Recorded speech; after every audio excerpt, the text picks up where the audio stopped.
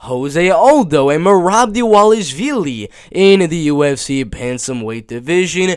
Believe it or not, this is not a main event. It is not even a co-main event. It is the third to last fight on UFC 278, Usman versus Edwards 2, and most likely it will be a 3-round fight. We don't know 100% sure that it's going to be 3 rounds or 5 rounds, but based off of the placement of the card and this fight, it looks like it's going to be 3 rounds. Now, of course, we got to talk the advantages and we have to talk the disadvantages. Of course, Jose Aldo is one of the greatest strikers of all time, going out there, beating some great fighters on his crazy win streak inside of the WEC, beating guys like Cub Swanson, Uriah Faber, Manny Gamburia, going in the UFC, beating everyone there was, Chad Mendes, Edgar, Sung Jung, Ricardo Lamas, Chad Mendes.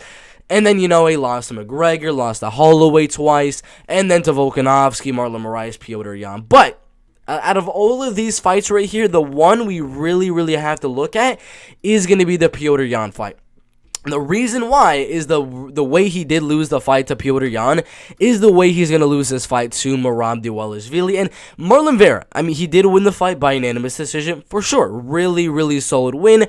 But he's beating Marlon Vera. He's not going to be able to do that against Merab. Pedro Munoz, same thing. He's not going to be able to do that against Merab. Rob Font, same exact thing. He's not going to be able to do that against Merab Dvalishvili. So although his striking may be very legit, he's got really good boxing, really good leg checks, good body kicks, leg kicks, front kicks, really good power in his hands. He was absolutely destroying Rob Font in their fight as well. Just going on a streak in this bantamweight division. Although he has all of those things, the one thing he does not have is the wrestling and grappling game, and he has been working on it throughout the past few years, but that has been his one weakness, especially in the Petr Yan fight, was just the just constant pressure, first off from Petr Yan, and then the ground and pound. As soon as Petr Yan got him to the ground, 86 strikes to 0. Jose Aldo was not able to do really much of anything in that fight on the ground with Petr Yan, who is a striker. And Merab is obviously 2 times, 3 times, 4 times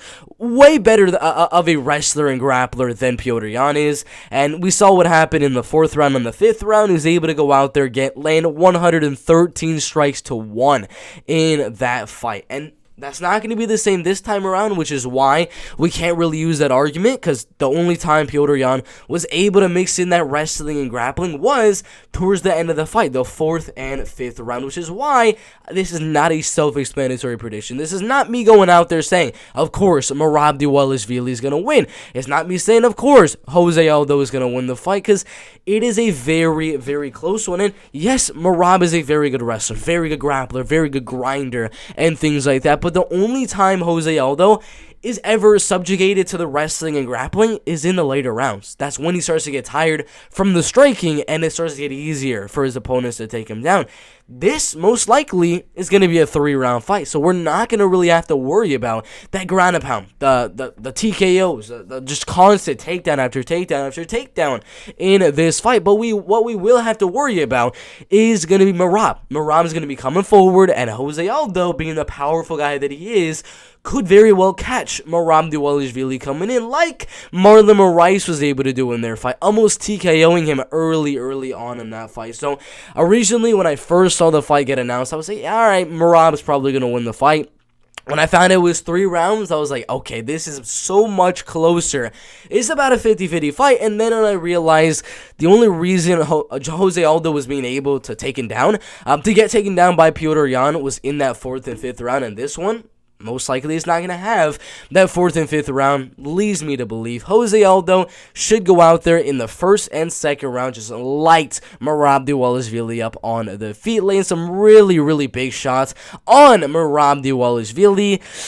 Possibly TKO him, but again, Merab does have that thing that can help him survive those instances, like it did with Marlon Moraes, in that he could just go for the takedown, get into the clinch, and just hold there for his dear life. So, I think the fight goes all the way. I think it's a very close one. 5 rounds, this prediction could be 100% different. I could be saying, all right, Jose Aldo is going to look very good early on, 1st, 2nd round. He's going to look good, then Merab's going to absolutely destroy him after that. I could be saying that if it was a 5-round fight, but from from all accounts, it's looking like it's going to be 3 rounds in the UFC bantamweight division. I got Jose Aldo, winning this fight by a unanimous decision. Really good fight in the UFC bantamweight division.